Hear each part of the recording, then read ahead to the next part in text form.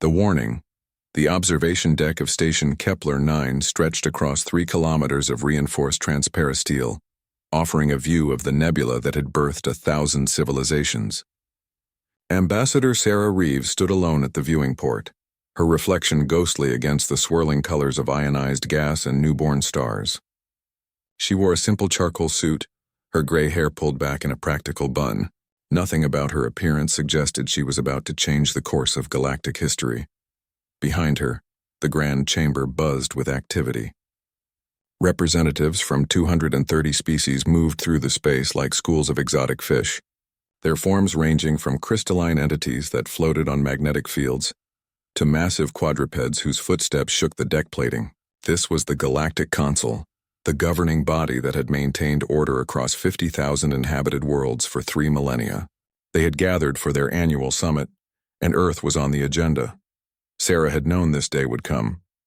Humanity had been part of the Council for exactly 49 years, ever since the Meridian Initiative had made first contact over the skies of Geneva. Those early years had been filled with wonder. Humans had gained access to faster-than-light travel, medical technologies that extended lifespans, and energy solutions that ended scarcity. Earth had entered what many called a golden age. But there had always been a price waiting to be collected. A chime sounded through Sarah's neural implant. The summons had arrived. She turned from the nebula and walked toward the central amphitheater, her footsteps silent on the deck. Around her, alien delegates parted unconsciously, creating a path. Some watched with curiosity, others with something approaching pity. The small species always faced this moment eventually. The strong always consumed the weak. That was the natural order of things. The amphitheater resembled an ancient coliseum, with tiered seating rising in concentric circles around a central platform. Sarah descended the steps toward that platform, aware of thousands of eyes tracking her movement. At the top tier sat the Council Directorate, the 5 most powerful civilizations in known space.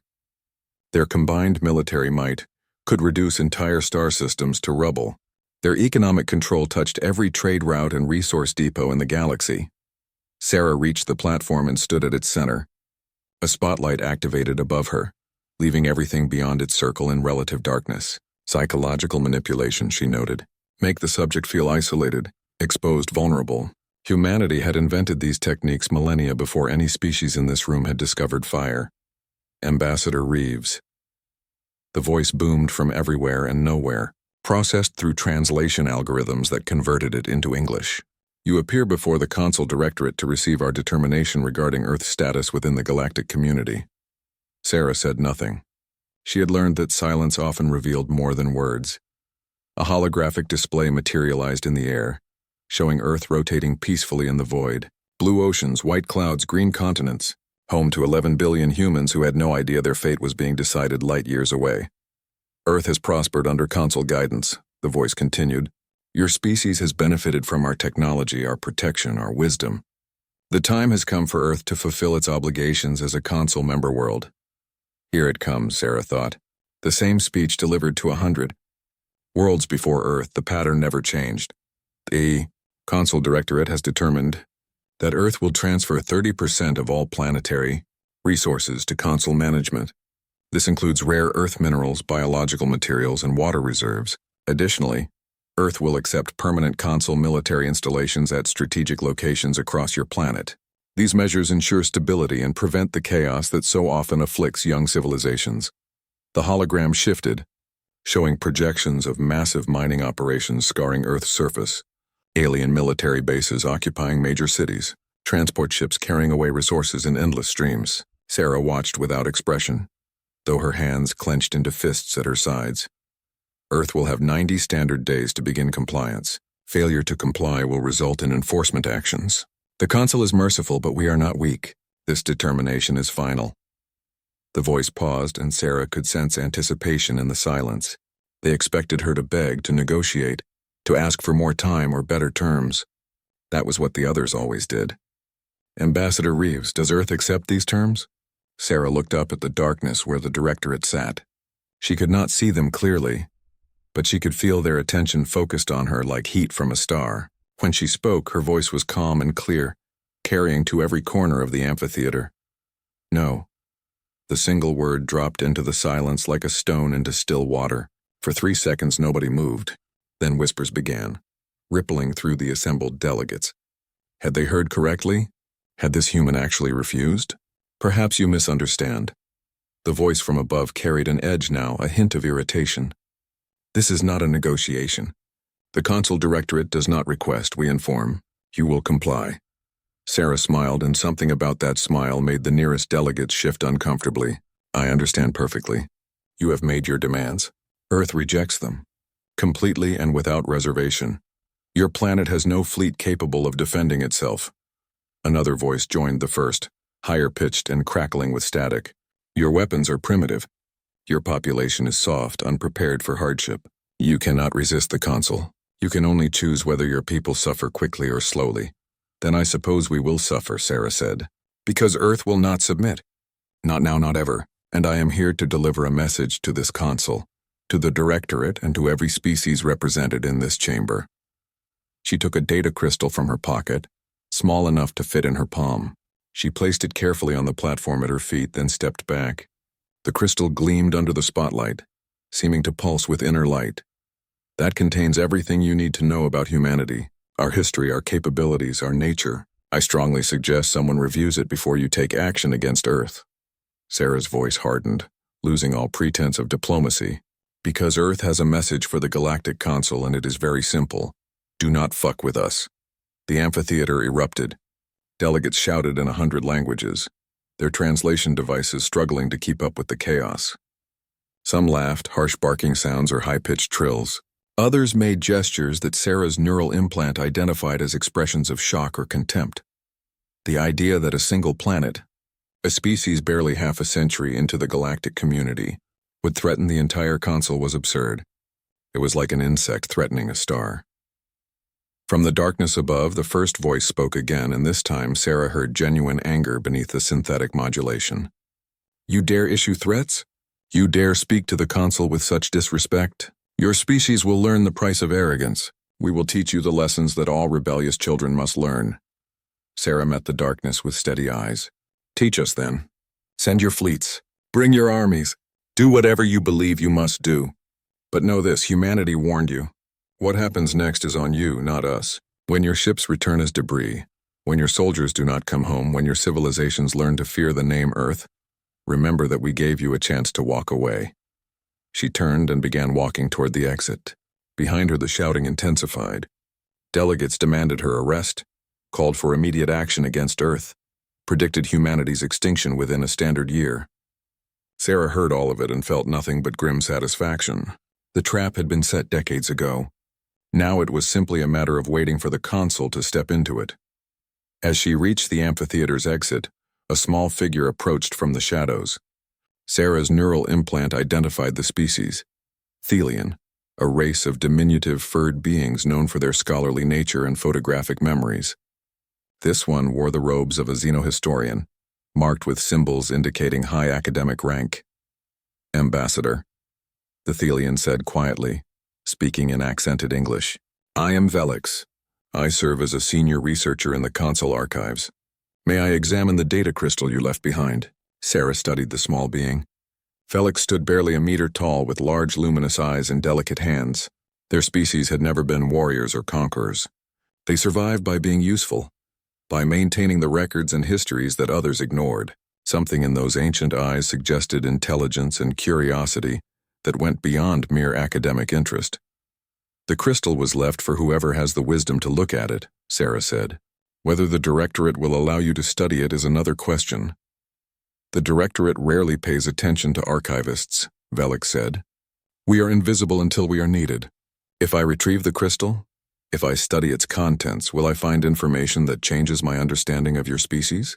Sarah considered the question carefully. This moment mattered. If Velix studied the data and understood it, there was a chance, however small, that someone in the Consul would grasp the danger before it was too late. But if Velix reported their findings and was ignored, as Sarah suspected they would be, at least one being in the galaxy would know the truth about what was coming. You will find exactly what I said you would find, Sarah replied. Everything you need to know about humanity, our history, our nature, our capabilities. What you do with that information is your choice. Velix nodded slowly. Then I will study it. Perhaps it will make no difference. Perhaps the Directorate has already decided humanity's fate, and nothing I discover will change their minds. But I must know. It is what my species does. We remember, we record. We preserve truth even when truth is uncomfortable. Thank you, Sarah said, and she meant it. I hope you survive what is coming, Velix. Your people deserve to endure. Make sure you are far from the front lines when the fighting starts. She left the station 6 hours later, her shuttle departing from Kepler-9's docking ring and accelerating toward the nearest jump point.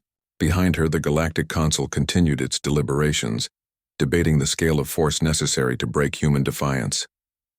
They settled on Enforcement Squadron Theta, a battle group of 1,500 warships drawn from a dozen species, more than enough to pacify a single rebellious world. In the station's archives, Velix placed the human data crystal into a secured reader and began their examination. The first files that appeared were labeled simply, Human Warfare, a Complete History. Velix began reading about a species that had been at war with itself for 50,000 years, that had developed weapons capable of destroying its own planet multiple times over, that had turned violence into science and survival into art. Velix would not sleep for 5 days. When they finally finished reviewing the data, they would try desperately to warn the Directorate about what they were about to unleash. They would be ignored, dismissed as an alarmist, told to return to their archives and stop interfering in military matters. The Council had made its decision. Humanity would be taught its place in the Galactic Order. 3 weeks later, Enforcement Squadron Theta jumped into the solar system. They came expecting an easy victory. They came ready to demonstrate overwhelming force against a primitive, defenseless world. They came because the Galactic Council had never lost a war, never faced a species that could truly threaten them, never encountered an enemy that understood war the way humans understood war. They came, and Earth was waiting. The Lesson Commander Drask of the Enforcement Squadron Theta stood on the bridge of the Dreadnought's sovereign authority, watching the solar system materialize on his tactical displays. The jump had been flawless, bringing 1,500 warships into perfect formation at the edge of human space. Around him, his command crew worked with efficient precision, their mandibles clicking in the rhythmic patterns of Kresh communication. Drask's species had evolved from hive insects on a desert world, and they had brought that collective efficiency to warfare. In 300 years of Council service, Kresh commanders had never failed a compliance mission. The tactical officer's antennae twitched as sensor data flooded in. Commander, initial scans complete. The system matches provided intelligence. 1 habitable world, 3rd orbit from the star. Minimal orbital infrastructure detected. No fleet presence. No significant defensive platforms. Drask examined the readings with satisfaction. Earth hung in the void like a ripe fruit waiting to be plucked, defended by nothing but obsolete satellites and a few scientific stations. Intelligence had suggested humans might attempt some form of resistance, but this was pathetic even by primitive world standards. Had they simply given up? Accepted their fate? All ships advanced to standard enforcement positions, Drask commanded. Weapons charged but not locked. We will give them one chance to surrender peacefully. The squadron moved forward, a wall of metal and firepower that could reduce a continent to ash. 1,500 warships represented more destructive capability than most species encountered in their entire history. The Council did not make empty threats. When they came to enforce compliance, they came prepared to obliterate any resistance. As the fleet crossed into the inner system, Drask opened a communication channel to Earth's surface. People of Earth, this is Commander Drask of Enforcement Squadron Theta, acting under authority of the Galactic Council Directorate. Your representative, Ambassador Reeves, rejected the Council's generous terms. This was unwise. You now face the consequences of that decision. He paused, letting his words sink in. Somewhere down on that blue planet, billions of humans were realizing their world was about to change forever. Fear was useful. Fear made compliance easier. The Council is not cruel, Drask continued. We do not wish to harm your people, but we will take what we have claimed by right. You will stand down all defensive systems immediately. You will prepare to receive Council occupation forces at designated coordinates. You will transfer control of your planetary infrastructure to Council authority. If you comply, casualties will be minimal. If you resist, we will demonstrate why resistance is futile. Static filled the channel for several seconds. Then a voice responded, calm and almost amused. Drask recognized it from the recordings he had studied. Ambassador Sarah Reeves. Commander Drask, this is Ambassador Reeves. I want you to understand something before this begins. Everything that happens in the next hour is your choice. You were warned. The Council was given all the information necessary to avoid this outcome. You chose to ignore that information. So what happens to your fleet, to your crew, to you personally, is not on humanity. It is on the Council and on you. Drask's mandibles clicked in irritation. Brave words from a defenseless planet.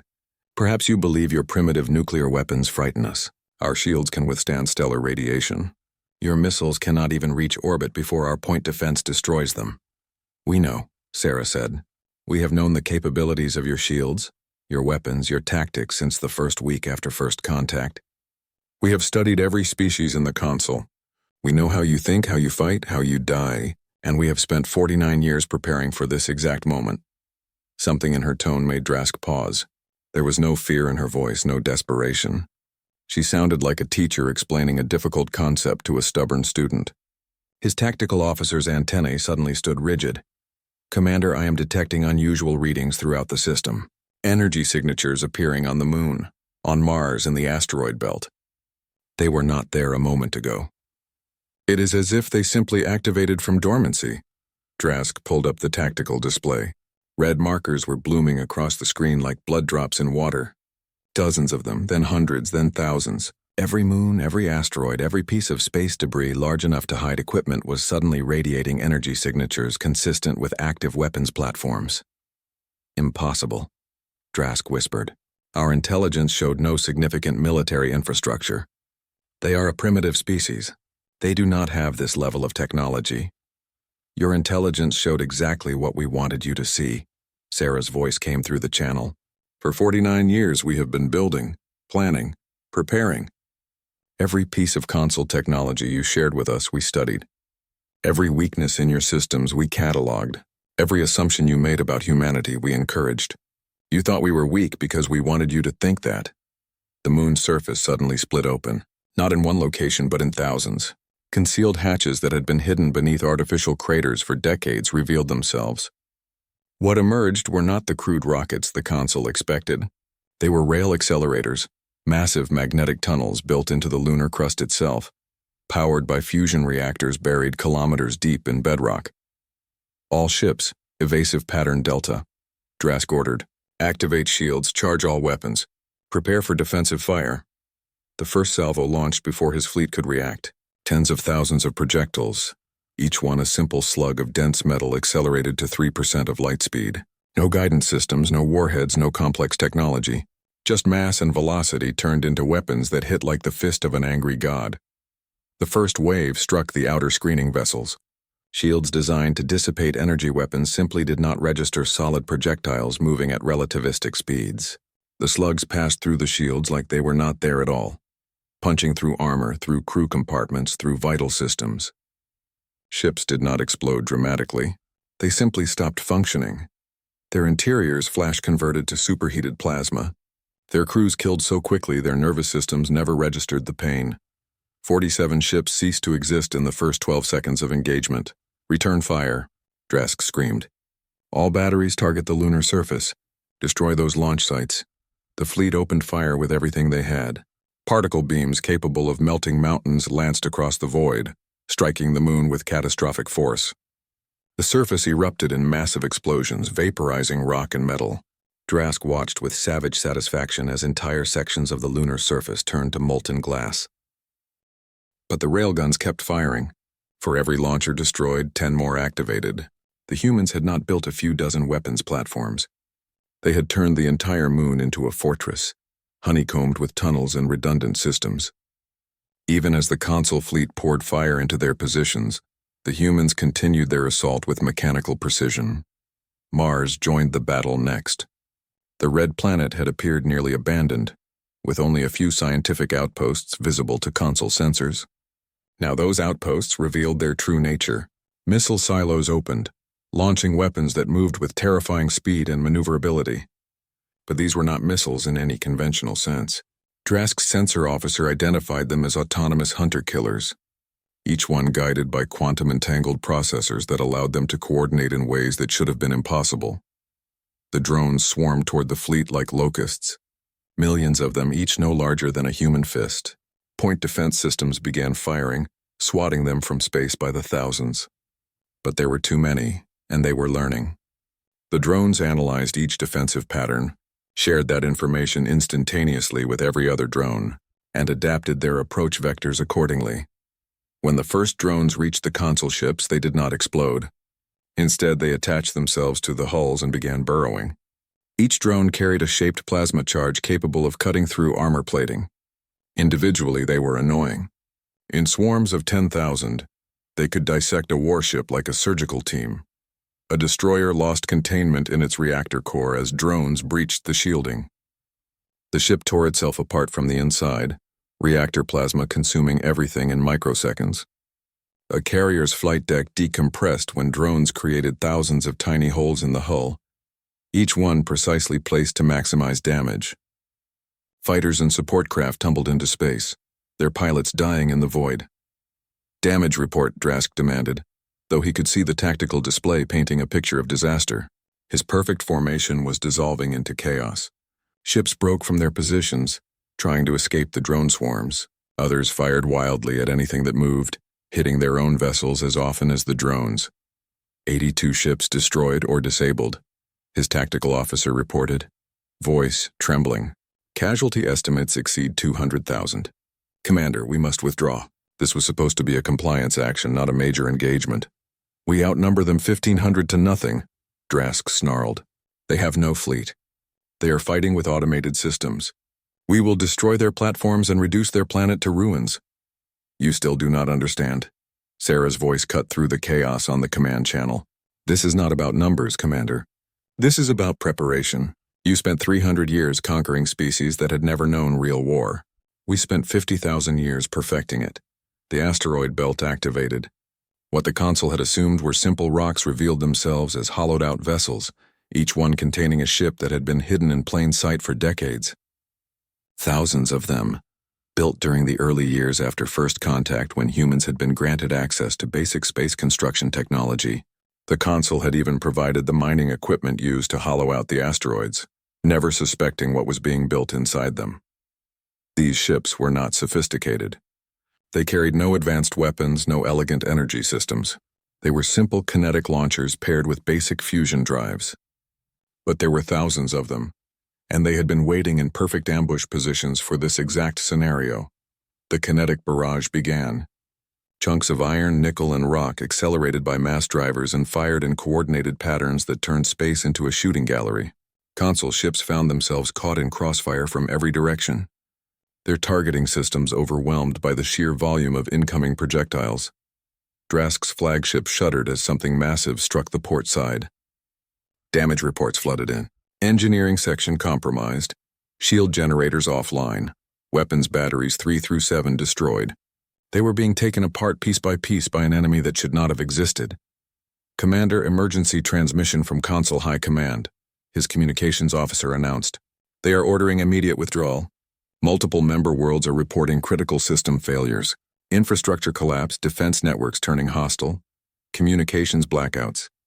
They believe the humans have deployed some form of cyber warfare across the entire console." Drask felt his blood run cold. Cyber warfare at this scale should have been impossible. The console used quantum-encrypted systems with biological verification protocols. No external force should have been able to penetrate them, unless that force had been inside the systems from the very beginning. "They were in our networks the whole time," Drask said slowly, understanding dawning like a nightmare sunrise. "Every piece of technology we shared with them, every connection point, every data exchange. They were not just learning. They were infiltrating." "Correct," Sarah said. "From day one of first contact, we began mapping your systems. Every ship you built using shared technology, every station constructed with joint console-human cooperation, every computer core that interfaced with our networks. We planted our code everywhere. Dormant, invisible, waiting. Today we activated it. Your infrastructure is not failing randomly, Commander. We are killing it deliberately." Another massive impact rocked the Sovereign Authority. The ship's structural integrity was failing. Around him, Drask could see his fleet dying. 200 ships destroyed now, 300 disabled, the rest scattered and fighting for survival against an enemy that had no ships, no conventional fleet, nothing but automated weapons and strategic brilliance that had been cultivated over millennia of human-on-human warfare. All ships, emergency jump procedures, Drask ordered, his voice hollow. Retreat to Rally Point Gamma.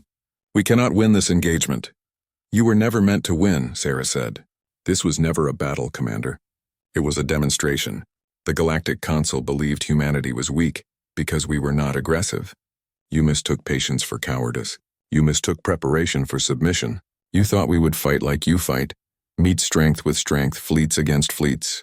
But we do not fight fair, Commander. We fight to win. The surviving console ships began jumping away, their faster-than-light drives creating brilliant flashes as they tore holes in reality and fled through them. Drask's flagship was one of the last to leave, limping away from the solar system with half its crew dead and its proud armor scarred by 100 impacts.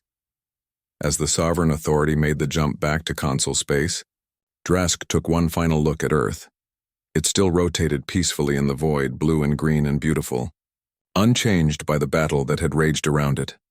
The planet had not even needed to defend itself directly. Its children had done that, with weapons built in secret and strategies planned in silence. The Enforcement Squadron Theta had entered the solar system with 1,500 warships. 412 survived to make the jump home. Over 800,000 crew members were dead or missing. It was the worst military disaster in console history, inflicted by a species the console had considered primitive and defenseless. Back on Station Kepler 9, the console directorate convened an emergency session. Representatives from 230 species filled the amphitheater, but this time there was no confident discussion of enforcement and compliance.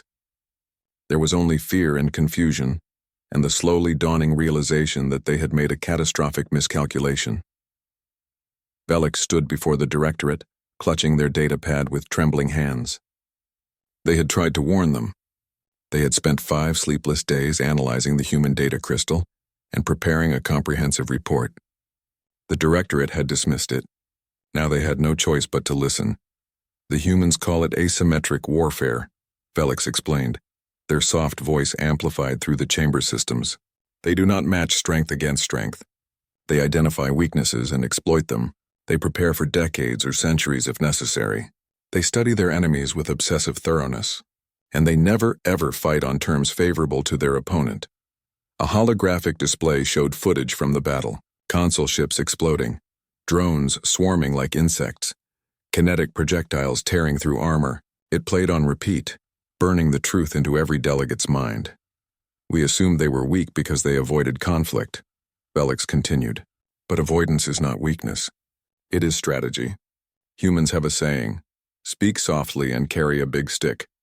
They spoke softly to us for 49 years while building the biggest stick any single species has ever wielded. What do they want? Someone called from the assembly. Are they planning to attack console worlds? Are we facing an invasion? Before Velix could respond, every display in the amphitheater activated simultaneously. The screen showed Ambassador Sarah Reeves, broadcasting from Earth. She sat in a simple chair against a plain background, looking directly into the camera with those steady, patient eyes. Members of the Galactic Council, Sarah began. By now you have received reports from Enforcement Squadron Theta. You know what happened when you attempted to force compliance on Earth. I want to be very clear about humanity's position, so there is no further misunderstanding. She leaned forward slightly, her expression hardening. Earth does not want war with the Council. We do not seek conquest or dominance. We want only what every species wants. The right to self-determination, the freedom to chart our own course, the security of knowing our children will inherit a free world. We joined the Council in good faith. We shared our culture, our knowledge, our friendship. In return, you demanded submission. The amphitheater was completely silent. Every being present hung on her words. Here is humanity's offer, Sarah said. Leave us alone and we will leave you alone. Trade with us as equals and we will trade with you. Respect our sovereignty and we will respect yours. But if you attempt to force compliance again, if you send fleets or sanctions or threats, we will respond with everything we have built. and what we have built is designed specifically to dismantle the console piece by piece. She paused, letting that sink in. We have backdoors in every system you control. We can activate them whenever we choose. We can collapse your infrastructure, disable your fleets, turn your own defenses against you. We have spent half a century preparing for this scenario. You are welcome to test whether we are bluffing, but I strongly advise against it. Sarah's expression softened slightly, or we can choose a different path. Treat Earth as a sovereign world with rights equal to any other Council member. Allow us representation in the Directorate. Reform your compliance protocols so younger species are not forced into servitude.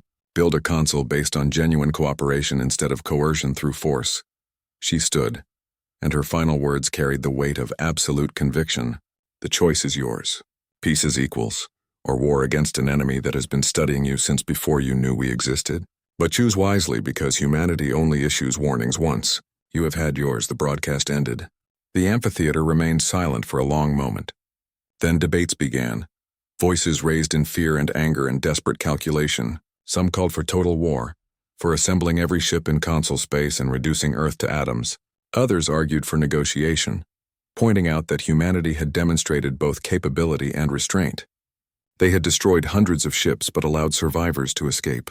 They had proven they could win but offered peace instead. The debates would continue for weeks. The Council Directorate would be forced to confront uncomfortable truths about their own nature, about the systems they had built that turned young species into servants.